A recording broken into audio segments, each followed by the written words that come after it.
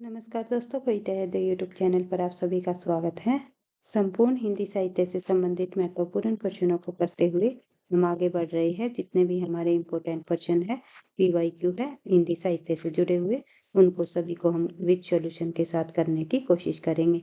चाहे आपकी केवीएस की परीक्षा हो या फिर एनवीएस की परीक्षा हो या फिर DEET के अंतर्गत होने वाली टीजीटी पीजीटी संबंधी परीक्षा हो या कोई अदर परीक्षा हो जिसमें हिंदी साहित्य संबंधी प्रश्न पूछे जाते हैं, या जैसे कि ईएमआरएस की परीक्षा, टीजीटी पीजीटी हिंदी संबंधी, तो सभी परीक्षाओं के लिए ये क्वेश्चन आपके लिए काफी मददगार साबित होंगे। तो ज्यादा टाइम वेस्ट न करते हुए शुरुआत कर लेते हैं आज की क्लास की क्वेश्चन नंबर 1 से। ओम प्रकाश वाल्मीकि की आत्मकथा का नाम क्या है? ओम प्रकाश वाल्मीकि जी द्वारा जो आत्मकथा लिखी गई उसका नाम पूछा हुआ है मुर्दैया, संताप, उदाईगिरी गिर या फिर झूठन। तो आंसर हो जाएगा हमारा झूठन। ओम प्रकाश वाल्मीकि जो है एक प्रमुख दलित साहित्यकार रहे हैं, ये भी आपको ध्यान रखना है। दलित साहित्यकार, इन्होंने जो है आत्मकथा संबंधी जो रचना लिखी झूठन नाम से, जो कि काफी प्रसिद्ध हुई है, काफी बार परीक्षाओं में पूछी जाती है। तो देखते हैं और अन्य साहित्यकारों की प्रमुख आत्मकथाएं यहाँ पर हम देख लेते हैं। सबसे पहले हम बात करें एक तरफ दलित साहित्यकार दिए गए हैं, दूसरी तरफ उनकी आत्मकथाएं दी गई है। तो जो प्रमुख प्रमुख दलित साहित्यकार हैं उनकी यहाँ पर आत्मकथाएं दी गई है, जो कि बार बार परीक्षाओं में पूछी जाती है। जैसे कि तुलसीराम जी द्वारा जो रचित आत्मकथा है उसका नाम है मुर्दैया मणिकर्णिका। 2010 और 2013 में ये काशित हुई मुर्दैया और मणिकर्णिका, ये बार बार परीक्षाओं में आने वाली रचनाएं है, तुलसीराम की ध्यान रखना है। तिरस्कृत 2002 में काशित हुई, उसके बाद संताप भी 2002 में। तो ये है दोनों रचनाएं सूरजपाल चौहान की। उसके बाद जो है माता प्रसाद जी ने लिखी आत्मकथा झोपड़ी से राजभवन तक, वेरी इंपॉर्टेंट है, काफी बार परीक्षा में पूछी जाती है। और वैसे तो ये सभी इंपॉर्टेंट है भाई, बार बार परीक्षाओं में आने वाली रचनाएं हैं। धर्मवीर जी द्वारा लिखी गई मेरी पत्नी और भेड़िया 2009 में। उसके बाद उड़ाईगिर लक्ष्मण गायकवाड़ के आत्मकथात्मक उपन्यास उच्चल, यह मराठी का हिंदी अनुवाद है। किस उपन्यास का? उच्चल्या, जो कि मराठी में लिखा गया, उसका हिंदी अनुवाद है उड़ाईगिरी। तो ये ध्यान रखना है, किसकी? लक्ष्मण गायकवाड़ की। उसके बाद नेक्स्ट क्वेश्चन देखते हैं। उन्होंने सामान्य हृदय तत्व की दृष्टि उन्होंने सामान्य हृदय तत्व की सृष्टि व्यापिनी भावना द्वारा मनुष्य और पशु पक्षी सबको एक जीवन सूत्र में बांधकर देखा है। तो ये कथन है, ये किसके द्वारा कहा गया? तो ये आपको बताना है। तो ये कथन जो है हमारा किस रचनाकार का है? तो आंसर हो जाएगा हमारा जयश्री जी द्वारा जो ये कथन, जयश्री जी के बारे में ये कथन कहा गया कि उन्होंने सामान्य हृदय तत्व की सृष्टि व्यापिनी भावना द्वारा मनुष्य और पशु पक्षी सबको एक जीवन में बद्ध देखा है। यह कथन जयश्री के बारे में किसके द्वारा कहा गया है? आचार्य रामचंद्र शुक्ल जी के बारे द्वारा कहा गया है। तो ये ध्यान रखना है। जयश्री भक्ति काल के प्रेमाश्रयी शाखा के प्रमुख कवि हुए हैं। इनके द्वारा रचित ग्रंथ पद्मावत, अखरावट, आखिरी कलाम, ये इनके प्रमुख ग्रंथ है, ये आपको ध्यान रखने हैं। तो पद्मावत, अखरावट, आखिरी कलाम जयश्री जी के प्रसिद्ध ग्रंथ है। उसके बाद आगे बढ़ते हैं। एक अन्य पंक्ति भी दी गई है, तो ये पूछी गई है कि इन पंक्तियों के लेखक कौन है? तो देखते हैं। विद्यापति की कविता का स्थापत्य श्रृंगारिक है, उसे आध्यात्मिक कहना खुजराहो के मंदिरों की आध्यात्मिक कहना खुजराहो के मन उन्हें आध्यात्मिक कहना खुजराहो के मंत्रियों को आध्यात्मिक कहना है। तो ये कथन किसने कहा है? विद्यापति जी के संबंध में, विद्यापति की कविताओं के संबंध में किसने कहा है कि विद्यापति की कविता का स्थापत्य श्रृंगारिक है, उसे आध्यात्मिक कहना खुजराहो के मंत्रों को आध्यात्मिक कहने के बराबर है। तो ये कहा है किस लेखक ने? तो आंसर हो जाएगा हमारा डॉक्टर बच्चन सिंह ने। डॉक्टर बच्चन सिंह द्वारा विद्यापति की कविताओं के संबंध में ये कथन कहा गया है। तो देखते हैं। उपयुक्त पंक्तियों के लेखक डॉक्टर बच्चन सिंह है, और ध्यान रखना है डॉक्टर बच्चन सिंह ने विद्यापति को एक जातीय कवि भी की भी संज्ञा दी है। जातीय कवि भी कहा है डॉक्टर बच्चन सिंह ने विद्यापति को। इसके द्वारा लिखित प्रमुख ग्रंथ कौन कौन इसके द्वारा जो लिखित प्रमुख ग्रंथ है आधुनिक हिंदी साहित्य का इतिहास। जिनके द्वारा किन की बात हो रही है यहाँ पर? बच्चन सिंह की। बच्चन सिंह के ग्रंथ है आधुनिक हिंदी साहित्य का इतिहास तथा हिंदी साहित्य का दूसरा इतिहास। ये कई बार पूछा जाता है परीक्षा में। हिंदी साहित्य का दूसरा इतिहास नामक ग्रंथ किसके द्वारा लिखा गया? तो डॉक्टर बच्चन जी का ये ग्रंथ है।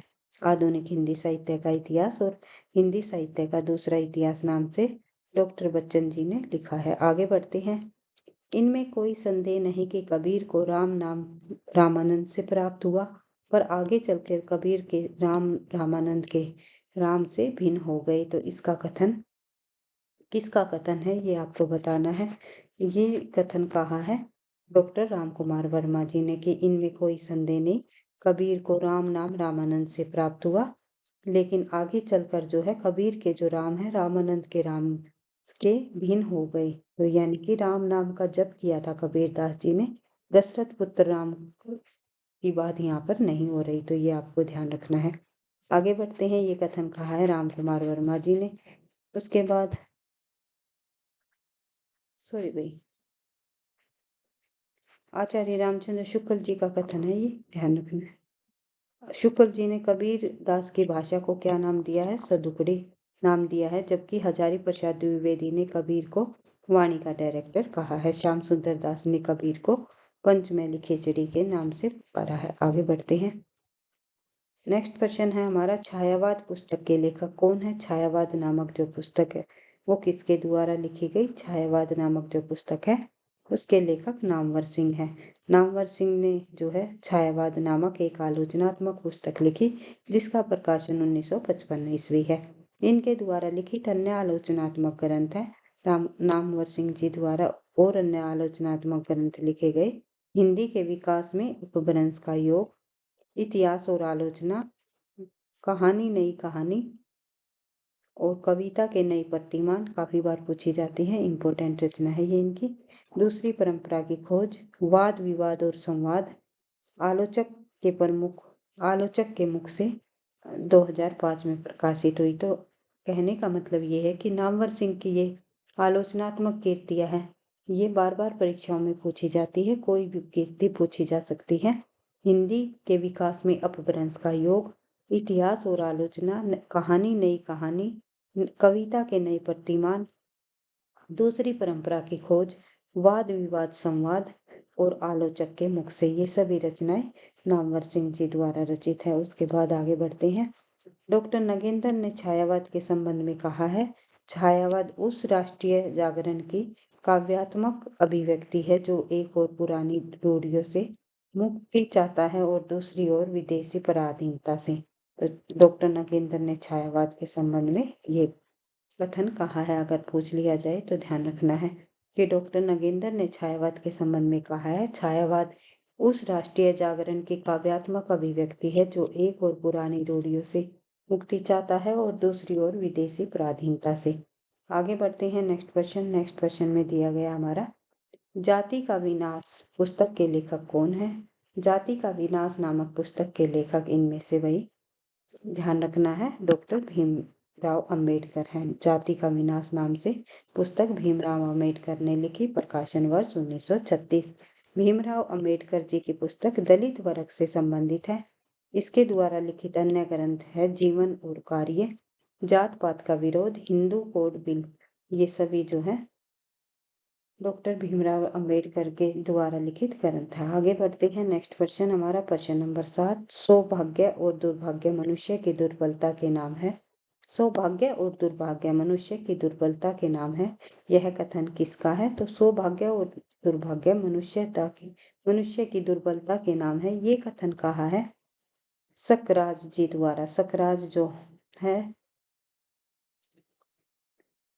ये जयशंकर प्रसाद के नाटक का पात्र है। तो ध्यान रखना है, जयशंकर प्रसाद के किस नाटक का पात्र है? ध्रुवस्वामिनी नाटक का पात्र है शकराज। तो ध्यान रखना है, ध्रुवस्वामिनी नाटक के लेखक कौन है? जयशंकर प्रसाद।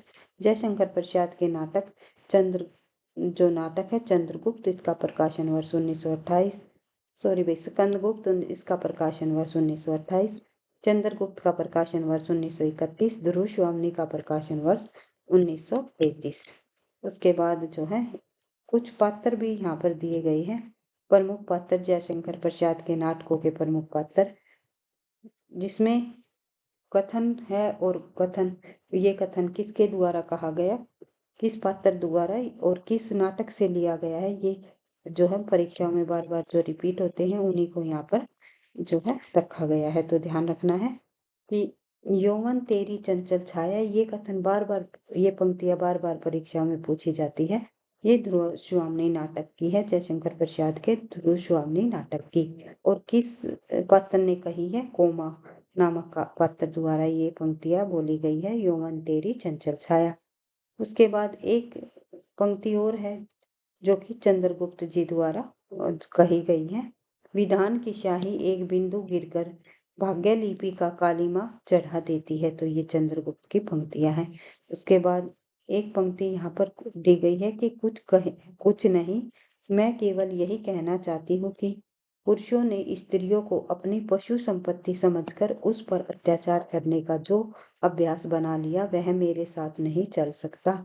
ये कथन कहा है ध्रुव स्वामिनी ने।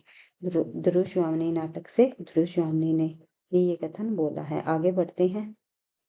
प्रश्न नंबर 8, लंका की एक रात के निबंधकार के रचनाकार कौन है? लंका की एक रात नामक निबंध लिखा है इनमें से जो है किस साहित्यकार ने? विद्या निवास मिश्र जी ने, या फिर कुबेर नाथ राय ने, या बालकृष्ण भट्ट, या हजारी प्रसाद द्विवेदी। तो आंसर हो जाएगा हमारा कुबेर नाथ राय। कुबेर नाथ राय जी द्वारा लंका की एक रात नामक निबंध लिखा गया। अन्य निबंध कुबेर नाथ राय जी के, उनको भी देख लेते हैं। निबंध संग्रह इनके कौन कौन से हैं? तो प्रिया नीलकंठी, विषाद योग, वाणी का क्षीर सागर, ये सभी जो है कुबेर नाथ राय के निबंध संग्रह है। और लंका की एक रात इनका निबंध है। आगे बढ़ते हैं।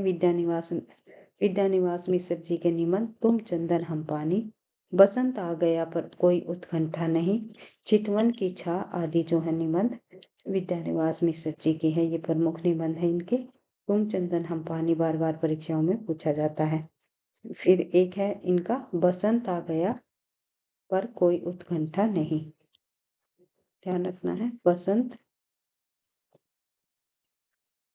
आ गया पर, इसके बाद है कोई उत्कंठा नहीं। तो ये एक पूरा का पूरा निबंध है इनका, कोई उत्कंठा नहीं।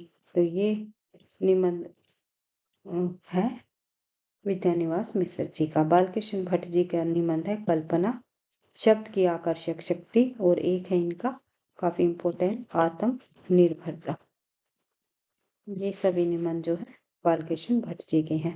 उसके अलावा आगे बढ़ते हैं। हजारी प्रसाद जी के तो आपको पता ही है। अशोक के फूल 1948, प्रकाशन वर्ष कल्पलता, आलोक पर्व, ये तीनों निबंध जो है कल्पलता, ध्यान रखना है कल्पलता। अशोक के फूल, कल्पलता, आलोक पर्व, ये तीनों निबंध हजारी प्रसाद द्विवेदी जी के हैं। नेक्स्ट क्वेश्चन है हमारा, आपोदरी किस साहित्यकार की आत्मकथा है? आपोदरी नामक जो आत्मकथा है इनमें से किस साहित्यकार की है? तो आंसर हो जाएगा हमारा रमणीका गुप्ता।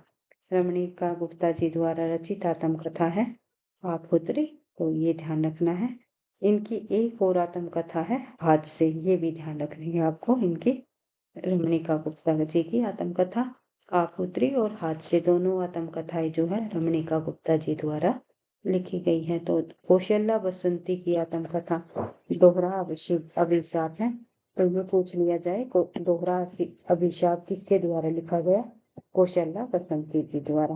उसके बाद कुसुम अंचल की आत्मकथा है जो कहा नहीं गया। जो कहा नहीं गया जो है कुसुम अंचल जी द्वारा रचित आत्मकथा है।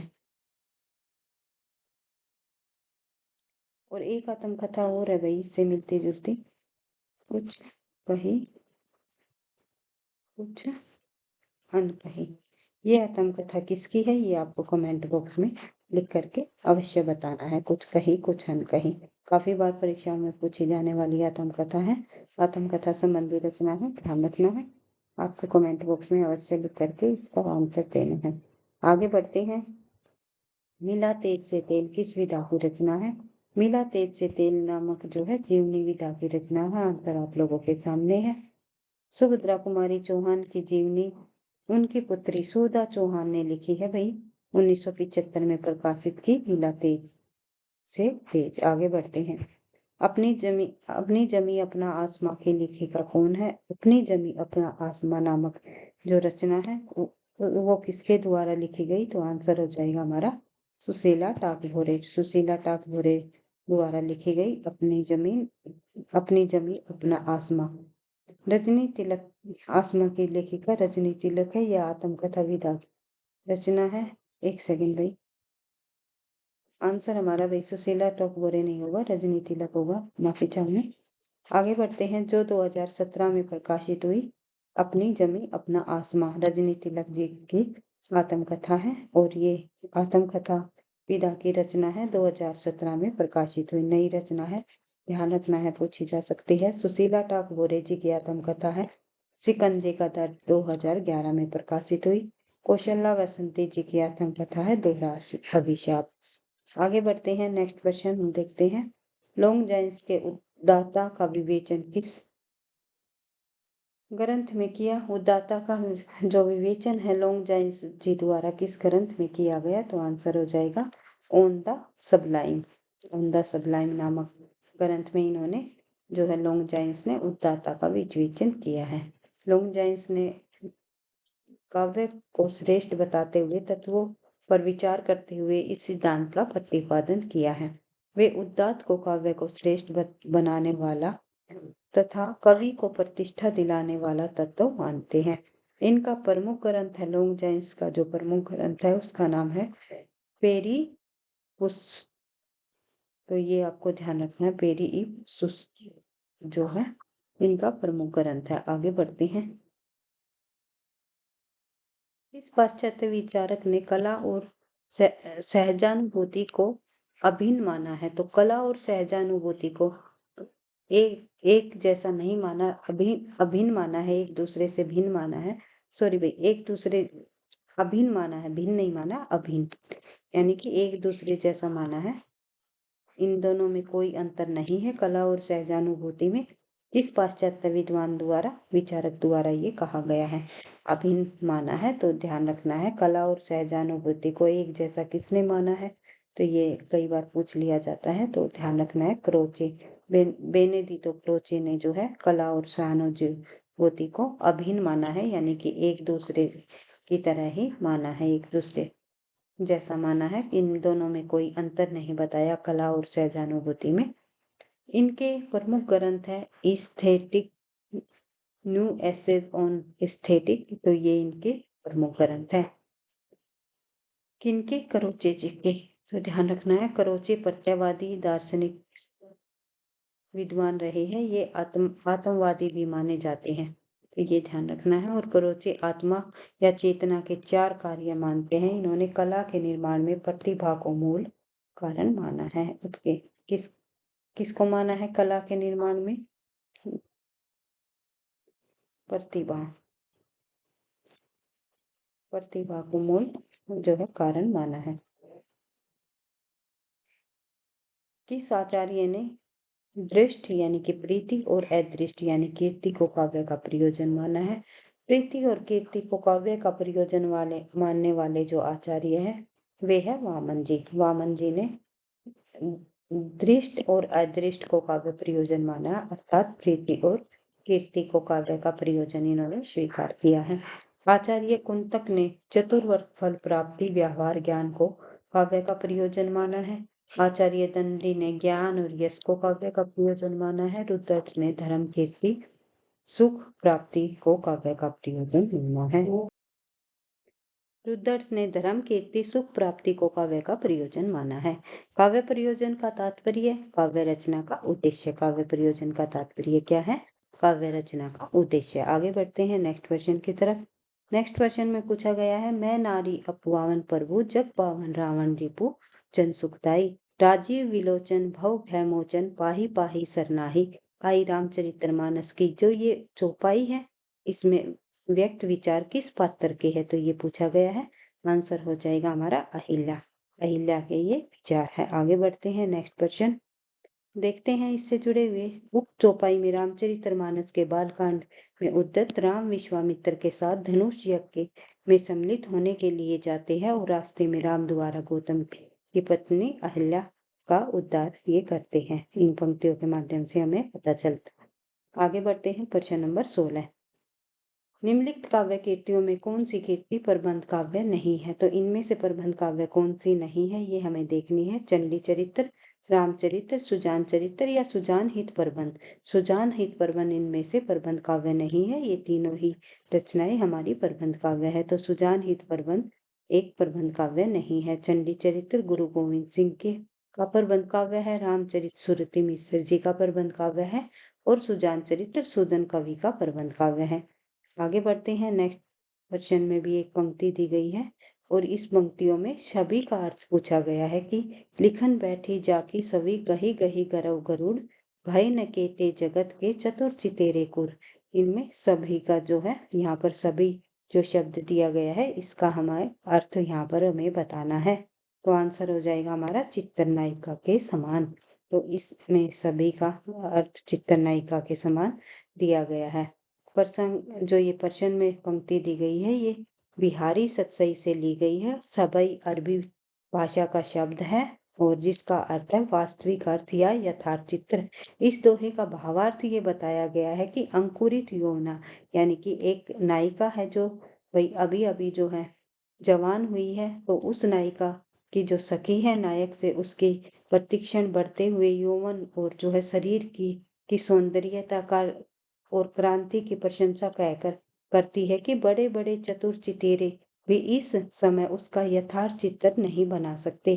क्योंकि जो नायक होता है वो एक चित्रकार होता है, नायिका का चित्र बनाने की कोशिश करता है, तो उसकी जो सहेली होती है वो उसे कहती है कि जो बहुत बड़े बड़े चित्रकार भी इसका जो है यथार्थ वास्तविक चित्र नहीं बना सकते। क्योंकि उसकी शोभा प्रतिक्षण ऐसे बढ़ती जाती है कि जब कोई चित्रकार उसका चित्र बना लेता है तो उसमें संयम ही उसके शरीर में परिवर्तन हो जाता है और वह चित्र उससे नहीं मिलता। अतः चित्रकार को मूड बनना पड़ता है, यानी कि मूर्ख कहलाता है वो कि ये कैसा चित्र बना दिया, ऐसा तो नहीं है। इस प्रकार से आपको ध्यान रखना है। इन पंक्तियों के भावार्थ को भी पूछ सकते हैं। प्रश्न नंबर 18। गीति संग्रह के रचनाकार कौन है? इनमें से गीति संग्रह के रचनाकार रसनिधि है। तो ध्यान रखना है रसनिधि जो है गीति संग्रह के रचनाकार है। गीति संग्रह रसनिधि की रचना है। रसनिधि मूलतः श्रृंगार रस के कवि माने जाते हैं। रसनिधि जो है श्रृंगार रस के प्रसिद्ध कवि माने जाते हैं। उन्होंने बिहारी सतसई के अनुकरण पर रतन हजारा नामक ग्रंथ की रचना की, जो कि किस छंद में की है? दोहा छंद में। तो ये भी आपको ध्यान रखना है। उसके अलावा विष्णुपद कीर्तन, कवित, बिहारी मासी, अहिल हिलो हिलो हिंडोला आदि जो है अन्य रचनाएं भी इनकी है, ये याद रखनी है। हिंडोला कई बार पूछ ली जाती है। रसनिधि मुख्यतः श्रृंगार रस के कवि है। उसके बाद आगे बढ़ते हैं। प्रश्न नंबर 19। शकुंतला नाटक किसकी रचना है? शकुंतला नाटक नामक जो रचना है इनमें से किसकी है ये आपको बताना है। तो आंसर हो जाएगा हमारा नैवाज जी की रचना है ये शकुंतला नाटक। शकुंतला नाटक नामक जो रचना है नैवाज की है। 1622 ईस्वी में इन्होंने ये लिखा है। आगे बढ़ते हैं। आज का हमारा अंतिम प्रश्न, प्रश्न नंबर 20। सूरसागर के पदों का भावानुसरण करते हुए किस कवि ने कृष्ण के जीवन का चित्रण किया है? तो आंसर हो जाएगा हमारा ब्रजवासी दास। ब्रजवासी दास सूरसागर के पदों का भावानुकरण करते हुए कृष्ण संबंधी गीत पद उन्होंने लिखे थे। दोहा, सोरठा, चौपाई छंदों में उन्होंने ब्रज विलास नाम से ब्रज भाषा में प्रबंध काव्य की रचना की। इसमें सरल ब्रज भाषा के माध्यम से श्री कृष्ण की क्रीड़ा में जीवन का चित्रण किया गया। यह साधारण कोटि का सिद्ध हुआ, उसे उतनी लोकप्रियता न मिल सकी, जिसका कारण स्पष्ट है कि कृष्ण भक्त कवियों की श्री कृष्ण के चरित्र का जितना अंश लिया गया अच्छे प्रबंध काव्य के लिए पर्याप्त न था। अर्थात कहने का मतलब है कि सूरदास के पदों की तरह ये प्रसिद्ध नहीं हो पाए। ब्रजवासी दास जी प्रबंध चंद्रोदय नाटक की भी रचना इन्होंने की। तो प्रबंध चंद्रोदय का भी अनुवाद जो है इन्होंने किया है अपनी रचना में। तो ध्यान रखना है। और अन्य प्रश्नों को हम नेक्स्ट क्लास में करने की कोशिश करेंगे। आज की क्लास में केवल 20 ही प्रश्नों को हम कर पाए हैं विद सॉल्यूशन के साथ। इसी तरह हमारे साथ जुड़े जुड़े रहने से आपकी अच्छे से प्रैक्टिस हो जाएगी और परीक्षाओं की तैयारी भी अच्छी होगी। चाहे आप किसी भी स्टेट के अंतर्गत होने वाली टीजीटी पीजीटी हिंदी संबंधी परीक्षा की तैयारी कर रहे हो, या फिर एनटीए नेट की परीक्षा हो, या फिर कोई अन्य परीक्षा हो जिसमें हिंदी साहित्य संबंधी प्रश्न पूछे जाते हैं, जैसे कि अभी हाल ही में होने वाली है ईएमआर की परीक्षा, या फिर जो है DSSB की परीक्षा, या फिर जो है केवी की परीक्षा, केवीएस की, या फिर एनवीएस की परीक्षा, या फिर बीपीएससी की परीक्षा हो, या फिर जो है यूपीएसआई की परीक्षा हो। कोई भी परीक्षा हो जिसमें हिंदी साहित्य संबंधी प्रश्न पूछे जाते हैं, उन सभी परीक्षाओं के लिए जो है ये वीडियो काफी मददगार साबित होगी। तो वीडियो पसंद आई तो लाइक करना, दोस्तों के साथ शेयर करना, चैनल पर पहली बार हो तो सब्सक्राइब कर लेना, पढ़ते रहना, आगे बढ़ते रहना। थैंक यू, धन्यवाद।